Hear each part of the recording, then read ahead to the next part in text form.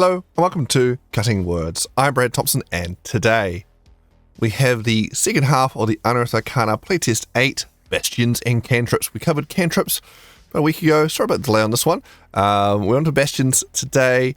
There was a bit of delay. I've already did this video once before. Ended up being very long because this is quite dense, this Bastion stuff. So it ended up being feature length. Didn't quite like it, how it turned out, so I scrapped it and it took me a little while to get around to re-recording.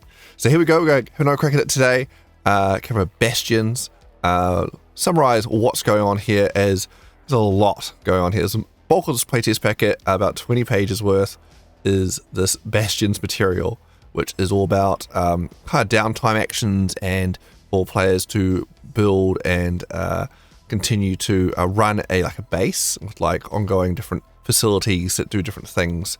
About every week or so, players run base actions and dictate kind of what their hirelings are up to and things like that. So let's get this up and take a look. As always, this is playtest material, it's not final. It'll be available on dndbeyond.com as a PDF format if you want to have a read yourself, especially go into detail on every single facility you can possibly have for your base, because there's a lot of them. I'm not going to go through all of them in detail today because there's so many of them, but we'll go through a few, as well as this. There'll be feedback available you can give to Wizards, let them know what you think of this playtest packet on October 19th. That comes live for you to fill that in. So in a few days. All right. So here we go. Bastions and Cantrips, take 2 for me. All right. So the Bastions, there's a location that belongs to a player character. So it's like the home or stronghold. It's a base operation. It's HQ. So this basically is an opportunity for the DM to help get players to invest in a hometown where they set this base. And this gives you a bunch of mechanics and how to run that. Yeah, which is pretty cool. It's nice to see them encouraging that kind of use. I do like campaigns that do have a hometown, base operations you return to with ongoing NPCs, so players come back from the adventures. Things are developed at their home base or hometown, and NPCs, things have carried on. NPCs have done things, and things have developed while they've been away. Really creates a sense of a larger world, and also an area and NPCs for players to invest in, which is really cool. As opposed to most of the published adventures, not all, most. Orderly Dragon Heist is one of the big exceptions. I love that adventure. But anyway, most adventures have you travel around. You leave a town and you go to the next town and you never go back and you just keep going. So don't love those adventures as much because the players leave. It's oh well, they're not going back now. It's people's time investing, building this town. They're gone. They're never coming back. So yeah, that's cool. But yeah, so this system helps encourages teams to do that. With a series on mechanics. All right. All right. There's also a creative play space so players can, set roleplay scenes and stuff in their bastion, their base, as it were, so they can, we have a hangout, we have a roleplay session in the kitchen, the base kitchen, or whatever. And so players should feel they have a lot of control of what goes on in their base there as well. All right. And you get a series of NPCs as well. So you get defenders and hirelings that help run and or defend the base. They players are encouraged to name them and whatnot, but they don't have to. And they have your basic NPC stat templates as required, or for the ones that do need it, most they have a full combat system. We'll go through. They'll basically kind of roll a die and see how you go from there. And there's modifiers to keep it fairly simple. Also for GP, gold, they're trying to encourage you not to feel like you're spending money on a mortgage, constantly spending money on your base. So there's some things that interact with gold in this, but there is not as much. It is to do with a new resource system, Bastion points, or BP. So you'll get to basically gain Bastion points to spend on your base, and it's dedicated resource pool for that, just so you don't have to spend all your gold when you get from adventuring on upgrading your base. You can still use that for magic items and things. I don't know if they necessarily need to go that far and have this whole separate arbitrary resource system, because you can't want players, because I don't know, I guess it depends on different campaigns and economies, right? Which is another tricky one, which they haven't really tackled yet, but I'm hoping they will. Where it's like players either can vary wildly between having too much gold and nothing to spend it on, won't even do, to dirt poor, can never get enough gold for anything. It really also depends how, like, the shops in your game we can buy magic items and things like that. So yeah, it's a tricky one. But I can see you could probably get rid of Bastion points if you wanted to and have gold, rather than having the arbitrary difference there to keep it separate. But yeah. Anyway, by default you got Bastion points. So anyway, the base, the Bastion kicks in at level 5, was where you first get your first 2 buildings, 2 facilities that form your base. And we get, so you assumed it was been building up this whole time. Then we hit level 5. Oh, it's complete. Thing you've been wanting. Alright. There might be some finessing there by the DM required to make that help that make sense. But basically, yeah, you get your base at level 5. And there's certain other levels where it upgrades and you add more to it. So you got your 2 special facilities and you got some basic rooms as well, like a bedroom or kitchen or dining room or whatever, which are kind of freebies you can throw on up to a point, and then you need to charge gold to add more and make them bigger and whatnot. Anyway, Bastion turns. So about every 7 days, but you can adjust that depending on the pace of your campaign. You can basically do a Bastion downtime kind of action thing where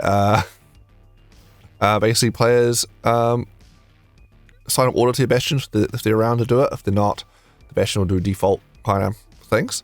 And you get to roll and see how many Bastion points you generate to then spend and do things. And the Bastion has it does its order you told it to do. Alright. So yeah, so about even 7 days, you roll a dice, like a d4 or d6 or whatever, depending on the facility in your Bastion, and it accumulates some Bastion points for you, and you can actually spend that on a few things. One is every time you gain a level, you get to go buy a magic item. So you spend your Bastion points, and basically your hirelings have assumed to have gone shopping for you or built it or something. They kind of leave it to you to form a story there. And however means they do it, they get you that magic item. So common one's 20 Bastion points, uncommon item is 70 Bastion points, rare is 250 Bastion points, you have to be at least level 9. Very rare is 350 Bastion points and at least level 13. And legendary is you have to be at least level 17 and 700 Bastion points. So it's quite funny. It's quite weird just being a downtime action, go, hey look, minions, go find me this legendary magic item please, and fetch it for me. It's like, what? And I guess as a DM you could always grab those hirelings, make them, here's some stat blocks, and run a side adventure, I guess, of these hirelings off to get the paladin's holy adventure for them or something. Yeah, sure. Quite amusing stuff. So yeah, very abstract system. As well as you can spend Bastion points so you can spend 10 Bastion points to ensure the word of your heroic deeds spreads throughout the region around the Bastion. So for the next 7 days, the character has advantage on all charisma checks or 50 miles of the Bastion. Who would waste Bastion points on that? We can sell it for a major item. When a character dies, the character can spend 100 Bastion points to return to life in their Bastion the next dawn. After spending BP in this way, character can't do so again until gaining at least 1 level. Especially spend a bunch of points for your hirelings to save your ass, I guess. Let's see, and yeah, so that's uses of BP there. We've got various facilities. So we've got they got different size categories. So you encourage to draw a map or whatever to kind of bring the base to life. And got number squares there between cramped space, roomy space, vast space. How big the area is. And infinite number of closets, all the closets you want. You get all the doors and windows you want. You can do all the bits and bobs you want to have to customize your base. And you can pay cash money, gold for some defensive walls there, $250 to build some walls to help with your defense. And you can fuse your bastions with other people. So by default, let's assume that everyone kind of wants their base stuff to themselves. But a veteran party can, some or all their members can build like a HQ that has, it's basically one big base with different, areas of it that the different players facilities and whatnot. There's one big stronghold kind of unit there. Not really much difference mechanically. I think it's just you can assign hirelings around a bit easier a little bit there. But yeah, nothing huge. I think, yeah, assigning losses, I think, defenders. Anyway. Basic facilities, so you get a couple of these for free. Freebies, you need to pay cash money if you want more, which is a bit cheeky. Because, yeah, you get 2. So, bedroom and dealer's choice on courtyard, dining room, kitchen, parlor, storage, or washroom. So, you have to pay for the rest. Oof, rough. But I guess if you do combined Bastion, you could go, everyone gets a bedroom and everyone picks one room to be responsible for, or something. Yeah, so there's different gold costs there for adding more rooms and how big you want them to be. For those little kind of non-mechanic rooms, like there's no mechanical benefit to them, they're just there for roleplay purposes and, you know, building your Barbie dream house or whatever. So create room, $500, roomy, $1,000, vast, $3,000, and it takes 20 days, 45 days, 125 days to build these rooms. So again, you really have to think about that for if you're running these in how long your campaign is actually running for, number of in-game days, because some campaigns, even though you're out of character, the campaign might go for a year, but it's actually only be a couple of weeks in character or something. You're doing a fast-paced heist type thing, or a heist-paced adventure, or yeah, it's more longer. Like Bastions is definitely suited for a longer style campaign, where time is a little bit slower, maybe multiple story arcs rather than one ongoing race to beat the dragon or whatever.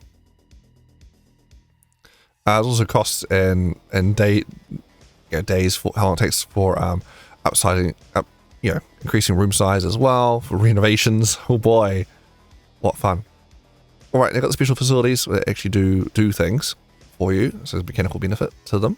So you start off with 2, and then at level 9 a character gains 2 additional special facilities of their choice, which they qualify, then 1 additional facility at level 13 and another one at level 17. And certain facilities have restrictions of you have to be a certain character level to get them, because not all facilities are created equal. Some are more kick-ass than others as you go up.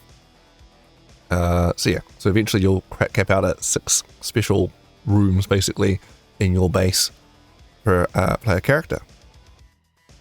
Should be it's all combined. And some facilities have requirements, like for the magic-y room you need someone who can use a spell focus. For the religious-y room you need someone who can use a holy symbol, that sort of thing. Alright, cool. So each facility comes with a set number of hirelings that's required to run it, and they might say what happened to them, in which case the facility might stop functioning to rehire a new person to run it for you. Minions. I think it could be quite this micromanagement, this kind of SimCity kind of base management. Makes you feel like a Dungeon Keeper, or like something like Evil Overlord campaign where you're building your evil base, repositioning your minions and things like that. It would be quite cool to play it, maybe evil campaign with base management, mahaha, as you try and get henchmen and minions to take over the world, send off on missions and things. That could be quite fun. Alright. So got Bastion orders. Let's see. On a Bastion turn, a character in the Bastion can issue special orders called Bastion orders. To one or more of the Bastion special facilities, a character needn't issue orders to all special facilities in their Bastion on a given Bastion turn. The maintain order is unusual. It is issued to the whole Bastion rather than to one or more special facilities if a character is in their Bastion, or a given Bastion turn. On a given Bastion turn, the Bastion acts as though it was issued a maintain order on that turn. So each time a character issues the Bastion order, the character gains a number of Bastion points, woohoo, determined by a die roll, as noted in the outline on the facility description. So yeah, so basically, if you're nearby, you can kind of, hey Bastion, I want each of these facilities to do these things. If they're not, then there's a set maintain order thing they'll do. So the various orders that different facilities have, they kind of each of them have it. Like some craft things, which most of which you use it for cash money. Crafting this thing so I can sell it for cash money, or make me some healing potions or whatever. Empower, give me some little temporary benefit, some boon. Maybe use the ability to cast Healing Word once next week or something like that. Harvest is get a herbs and stuff to make poisons or healing potions or whatever. Let's see, we got maintain, which is all the Bastion's hirelings focus on maintain the Bastion, keep it all good, spick and spam, running executing orders in special facilities. Issuing this order prohibits other orders from being issued to the Bastion on the current Bastion turn. Each time the maintain order is issued, the character who issued the order gains 1d4 Bastion points for each special facility in their Bastion, in lieu of the Bastion points they would normally earn by issuing orders to their special facilities. I said it was pretty dense at the start, right? Yeah. But yeah, you get some Bastion points. Either way, you'll get Bastion points, whether you do the special one where they're crafting stuff or just maintain order. Probably get less from maintain order. And the DM rolls on the Bastion events table, so special events happen. So you might come back to your base and something crazy's happened. Or it could be a cutscene where you cut back to the base, you're off an adventure, maintain orders happen because you're not home. So you get some Bastion points coming in. And meanwhile, something happens, an event happens, and the DM could cut to the Bastion and maybe assign each player NPC, hireling, to roleplay out this crazy encounter back there, which could be a nice way to cut back to remind people of this home base in town, if they've been away venturing for a long time. Or they could just have a small scene with just the player, or they could just surprise the player when they get back. Hey, this crazy stuff's happened. It's all designed, basically, these mechanics, even though they're very dense, personally, and just more things to think about and roll. I can see the intent here of like creating extra role play and hooks for players to be invested in a certain thing, place, and people, which creates more opportunity for stories, as you can threaten those things and people that are built up, or players work to do things to help improve it and build up their little base and things like that. So it's pretty cool. I do like it, but also feel like if you don't necessarily need to do it, like you could still do base management and do base stuff without all these mechanics. You could just roleplay it and just kind of, make sure, events and things happen. You don't necessarily need the mechanics behind it, but I appreciate it there for people who like having the mechanics and set rules for it too. All right, so recruit, you can hire more people for your base, which is good for if you lost people who died, your base got attacked. Research, you can look into things for you, get information for you. Like, look, we had no int characters in the party. We've got all these clues and stuff. We don't know what the next thing to do with the plot. Please, NPCs, take these clues, do some research, get back to us and let us know what should we do. Always nice to have the option. But again, you don't necessarily need the base and all the base Bastion rules to do that. You could still just have a smart NPC in town or whatever the players can talk to. Trade, hirelings, buy and sell goods or services stored or produced in the special facility. All right, so here's a big old table of all the facilities. I'll go through this table. Each one has a massive write-up in each special facility, what they all do. I'll go through one or two of those. I'm not going to go through all of them, because that took over an hour last time to do when I tried to do that, and I'm not doing that again. So it was a lot. It is a lot. So yeah, so we've got like the Arcane Study. So we've got level 5s ones here. Arcane Study, which you need an Arcane Focus, spellcasting focus. You're not able to do that. Do some whispers, and got the craft order there. Got the armories, no level 5 one, base 01. You can do trade. You got the barracks. You got the garden, library, and sanctuary, and smithy, and storehouse, and workshop. All the base level 5 special facilities. Then you got the gaming hall, greenhouse, laboratory, secrecy, scriptorium, and stable, and teleportation circle, and theatre, and training area, and trophy room. All level 9 areas there. Level 13, we have the archive, meditation chamber, menagerie, observatory, pub, reliquary, demiplane. Reliquary, that's level 13. Level 17, we've got demiplane, guild hall, sanctum, and war room. So yes, law rooms. So looking at level 5 one here, we've got Arcane Study, which is level 5 Bastion facility. Prerequisites, you need that Arcane Focus. This is a roomy room. Space room, so it's a decent size of area it takes up. It comes with one hirelings, it comes with one dude, probably a wizzy dude, And it's got the order craft, which generates 1d4 Bastion points. Every time it does the craft order, you roll that d4, and that's how many Bastion points it's just income coming in for that week. An arcane study is a place of quiet research that contains one or more desks and bookshelves. When you issue the craft order to this facility, choose one of the following options. Craft arcane focus. You commission the facility's hireling to craft an arcane focus. The work takes 7 days and costs no money at all, absolutely free. An arcane focus remains your bastion until you claim it, or you have it sold for 10 GP. So you can make cash money out of your bastion. Ha! Just pump out foci to sell. Craft book. You commission the facility's hireling to craft a blank book. The work takes 7 days and costs you 10 GP. However, the book remains your bastion until you claim it, or you can have it sold for 25 GP. So if you invest 10 GP, you could get a book you could sell for 25 GP. You make this 15 GP profit.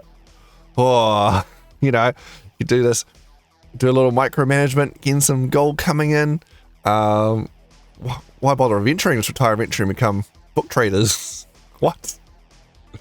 Yeah, it feels like there's a pretty small amount to really even bother with, honestly. Who cares about the small sum of money? I guess it depends on the campaign and the economy, I suppose, but it seems like a lot of work just to net yourself 15 gold every week. Yeah. Okay. But I can say also imparts the following benefit. You got a cast identify, which is pretty cool. So after spending a long rest in your bastion, you can cast identify once within the next 7 days without spending a spell slot or using material components. So it's quite nifty if you don't have a wizard in the party or whatever to cast identify, like maybe you're a sorcerer, because you need someone to spell focus still to be able to actually build this room. It seems like, I don't know, I feel like surely like a party of fighters and rogues and things could just hire a wizard to work for them and run this building. I think this prerequisite seems a bit arbitrary, because it would be nice for a party who has no way of getting identified to be able to have access to it through this room. Cast identify. But hey ho, there we go. So that is one of the rooms, Arcane Study. Yep. We'll skim ahead and maybe pick a high level one to get an idea of what else is going on. So let's skim to what's a good one. Barracks and things. Gaming hall. Got some gambling. Kind of herbs and things. Let's see. We've got the guild hall. Guild hall, you get your own guild. And there's a huge table of guilds to choose from what your guild to be. In which case you could be head of your own adventuring guild and you send out adventurers to do quests for you and things. Okay. Just, yeah. Perfect. I'll be a baker's guild or whatever. Alright. Let's go. Meditations neighbor. Library menagerie. Observatory. Sure, let's go observatory. Level 13, Bastion facility. Ability to use spellcasting focus. Again, it's roomy room. Hireling 1. Order empower. So like a 1d8 Bastion points when you're trying to do the empower action here. So situated atop your Bastion, your observatory contains a powerful telescope aimed at the night sky. You use your observatory to peer into the far corners of wild space and the astral plane. If not the heavens, when you spend an entire long rest at your observatory, you can cast Contact Other Plane once for the next 7 days without spending a spell slot. You might go insane. I'm sure we'll be fine. When you issue the Empower order to this facility, you enable yourself or the facility's hireling to explore the eldritch mysteries of the stars for 7 consecutive nights. At the end of that time, roll or die. If your number rolled is even, nothing is gained. If number rolled is odd, an unknown power bestows one of the following supernatural charms on you or another creature of your choice that is on the same plane of existence as you. Charm of Dark Vision, Charm of Heroism, or Charm of Vitality. So you need to listen to the Dungeon Master's Guide there.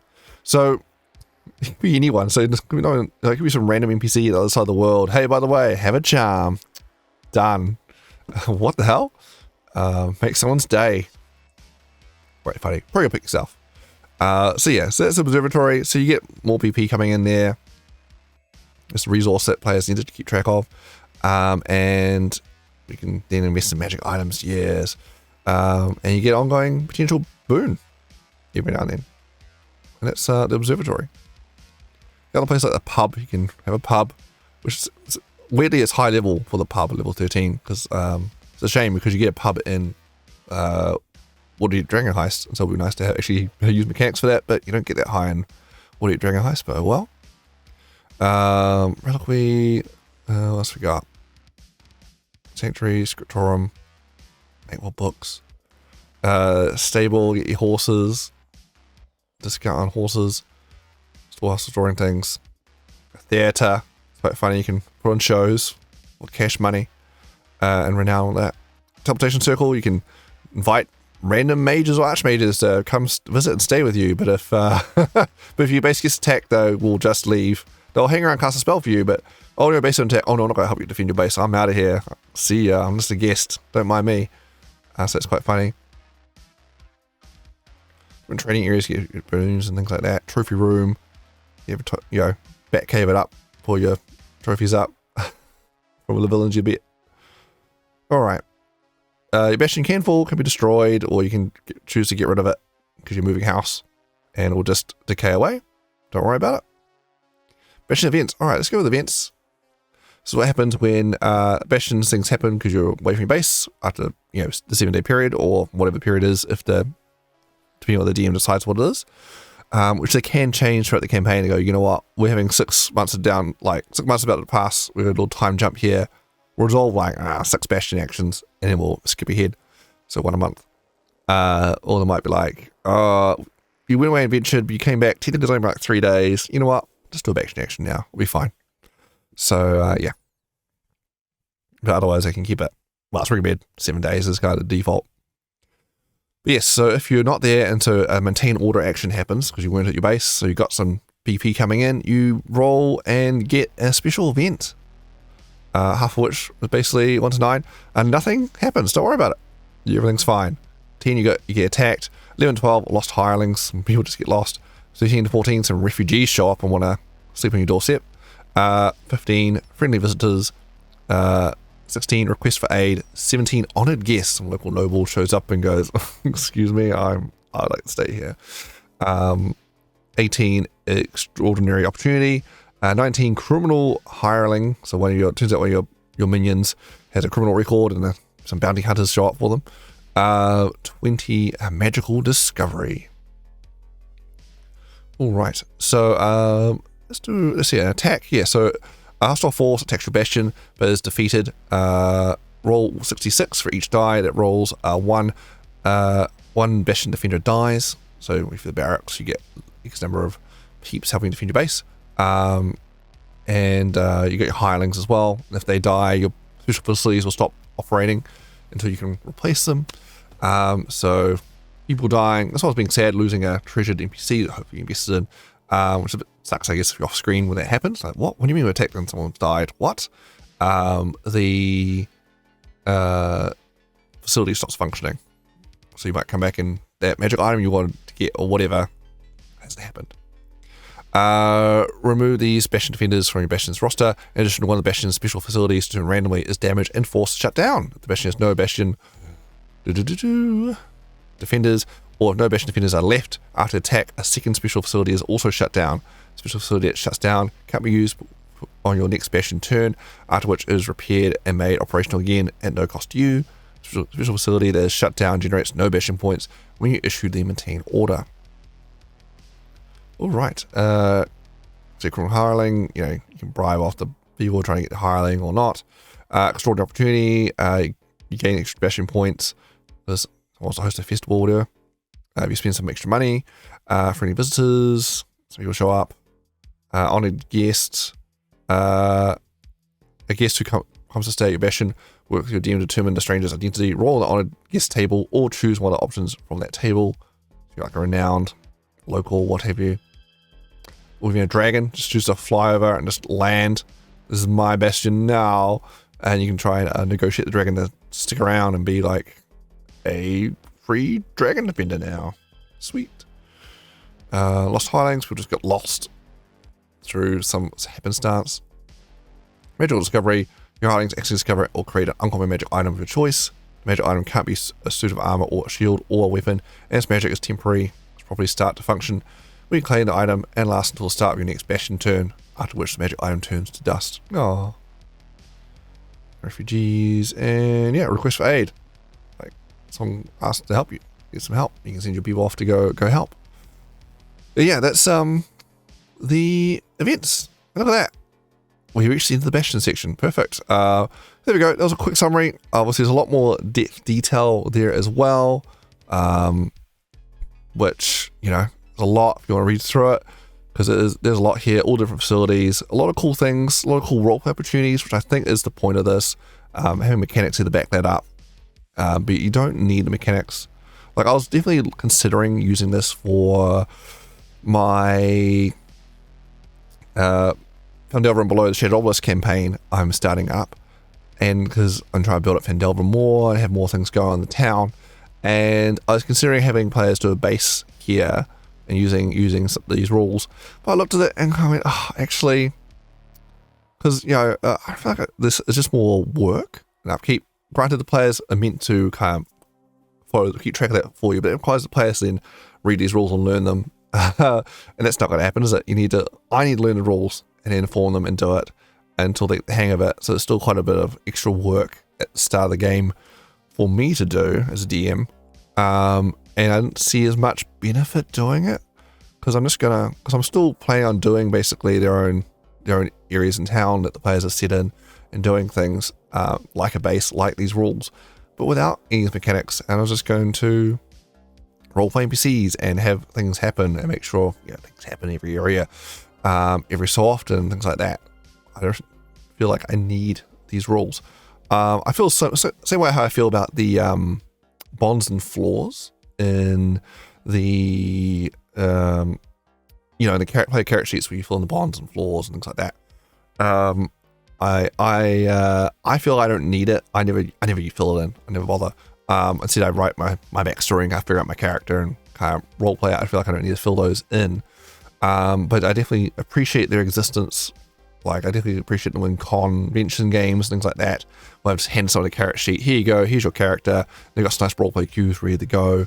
You know, it's perfect for that. And so, like, these Bastion rules, I definitely appreciate the existence and how it will encourage people to do more kind of, you know, home base, hometown kind of adventures and set up, and nice having some mechanics to back that up, people who want that. But I don't see me probably not utilizing these as much, or maybe a modified version. Like, I don't love every option here.